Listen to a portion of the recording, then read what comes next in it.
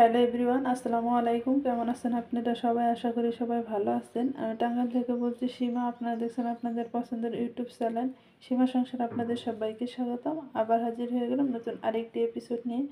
আজকে আমি করে দেখাবো ময়দা দিয়ে মিষ্টি পরোটা। ময়দা দিয়ে মিষ্টি পরোটা বানানোর জন্য এখানে আমি কিছু ময়দা নিয়ে নিছি। আপনারা চাইলে কিন্তু আটা দাও করতে পারবেন। প্রথমে ময়দাটা ঢালার জন্য একটা প্লেট নিয়ে নিলাম, আর এই প্লেটে ময়দাটা ঢেলে দেবো। তো ময়দাটা আমি এখানে ঢেলে নিলাম। এখন এখানে আমি লবণ অ্যাড করে দিব, আর সাথে দিয়ে দেব 1 চামচ চিনি,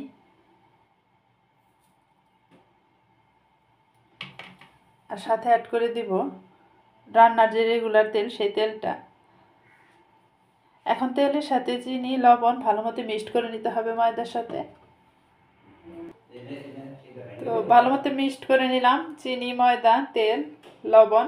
আর দেখেন তেলটা মিক্সড হয়ে গেলে এরকম মুঠো পাকিয়ে রাখতে পারবেন। আর যদি মুঠো পাকিয়ে না রাখা যায় তাহলে কিন্তু আর একটু তেল অ্যাড করে দিবেন।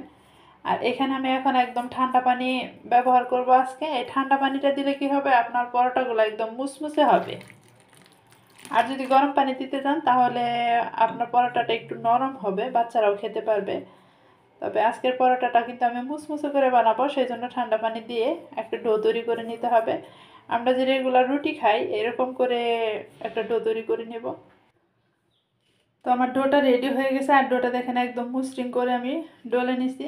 এখন এই ডোটা আমি রেস্টে রেখে দেবো 5 মিনিট। একটা ঢাকনা দিয়ে ঢেকে রেস্টে রেখে দিতে হবে 5 মিনিটের মতো। আর এরকমভাবে ডলতে হবে যেন চিনিটা গলে যায়।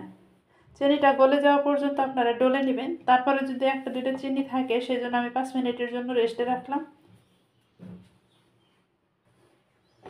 তো ফিরে এলাম 5 মিনিট পর। এখন আবার আমি সুন্দর করে হাত দিয়ে মথে নেব। 5 মিনিট পরে দেখেন কীরকম হয়েছে। এরকম করে কিন্তু ডোটা রেডি করতে হবে। আর ঠান্ডা পানি দিয়ে ডোটা রেডি করবেন, তাহলে মুসমুসে হবে। এখন আমি হাত দিয়ে আর কিছুক্ষণ মথে নেব। মথে নিয়ে তারপর লেচি কেটে নেব। তো এতটুকু একটা লেচি নিয়ে নিচ্ছে। এখন এই লেচি দিয়ে আমি রুটিটা বানিয়ে নেব। একটু সরিয়ে বানিয়ে নেব রুটিটা। তো দেখেন যে আমি রুটিটা বানিয়ে নিছি। এখন এখানে আমি রান্নার তেল দিয়ে দেব।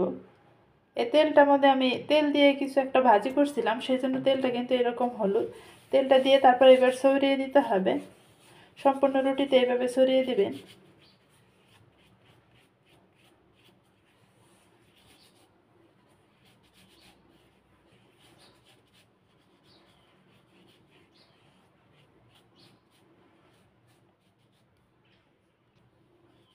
তো এখানে যে তেলটা এভাবে মিক্সড করে নিলাম। এখন এখানে আমি অ্যাড করে দেবো চিনি। যেহেতু বলছি আমি মিষ্টি পরোটা বানাবো, সেই জন্য চিনিগুলো দিয়ে নিচ্ছি। এতটুকু চিনি দিয়ে নিলাম। আর আপনারা যদি চিনি কম বেশি খেতে চান তাহলে কম বেশি করে নেবেন। আমার একটু বেশি মিষ্টি খেলে ভালো লাগে, সেজন্য আমি একটু বেশি চিনি দিয়ে নিলাম। চিনিটা দিয়ে এভাবে একটু ছড়িয়ে দিতে হবে। দিয়ে এখন এখানে আমি শুকনো ময়দা দিয়ে দেবো একটু।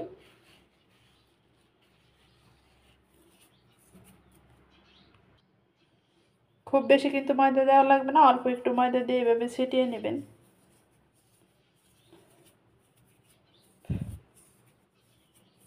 তো এখন আমি এখানে ভাঁজ দিয়ে দেব।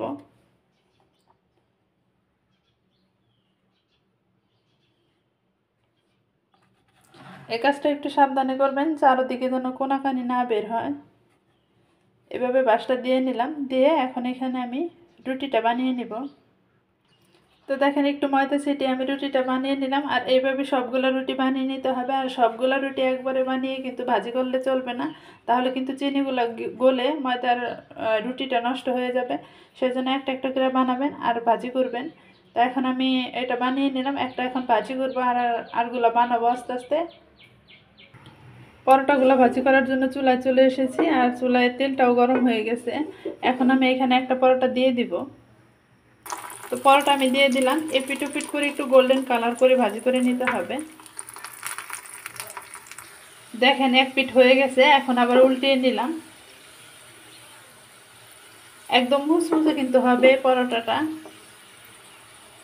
যেহেতু আমি ঠান্ডা পানি দিয়ে ডোটা রেডি করছি সেই জন্য মুসমুসে হবে। দেখেন এটা আমার হয়ে গেছে। এখন আমি চুলা থেকে নামিয়ে নেব। একদম কিন্তু ফুলকো হয়ে উঠছিল। তো উল্টিয়ে দেওয়ার সাথে সাথে আবার পিঠ দেখেন হয়ে গেছে। আর পরোটাটা এখানে একটু ছিঁড়ে গেছে, সেজন্য একটু চেপে গেল। একদম ফুলকো ফুলকো করে ভাজি করে নিতে হবে প্রত্যেকটা পরোটা। তো একটা নামিয়ে আবার আরেকটা দিয়ে দিব।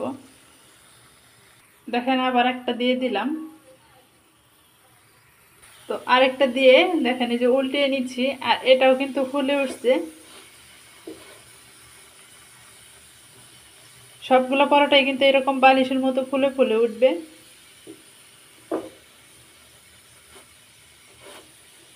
সবগুলো একটু লালচে কালার করে ভাজি করে নিব, তা না হলে কিন্তু মুসমুসে লাগবে না, সেজন্য লালচে কালার করে ভাজি করে নিব।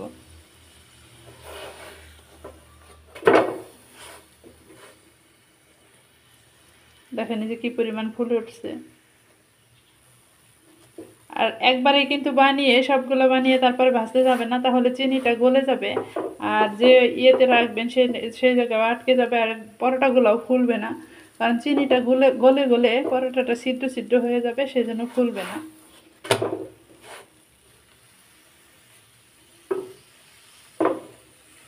তো এটা আমার হয়ে গেছে, এখন আমি উঠিয়ে আরেকটা দিয়ে নিব। এই তো দেখেন আরেকটা দিয়ে নিলাম। একই প্রসেসে ভাজবেন সবগুলাই, দেখবেন যে এরকম বালিশের মতো ফুলে ফুলেই উঠবে। দেখেন এই যে কীরকম ফুলে ফুলে উঠতেছে। সবগুলো পরোটা কিন্তু এরকম ফুলে ফুলে আমি ভাজি করলাম, সুন্দরভাবে উঠে যাবে সবগুলো পরোটা এভাবে ফুলে ফুলে। তো দেখেন এই যে উল্টিয়ে দিলাম, উল্টিয়ে দেওয়ার সাথে সাথে কিন্তু আবার নিচে হয়ে গেছে, কারণ ও পিঠা আবার সুন্দর করে ভাজি করে নিব, তারপর আবার ফুলকো হয়ে উঠবে।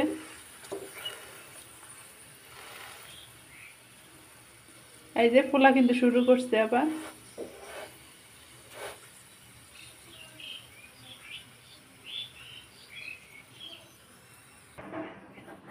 এই তো রেডি হয়ে গেছে আমার মুসমুসা পরোটাগুলো। সবগুলো পরোটাই কিন্তু আমি এইভাবে বানিয়ে নিছি।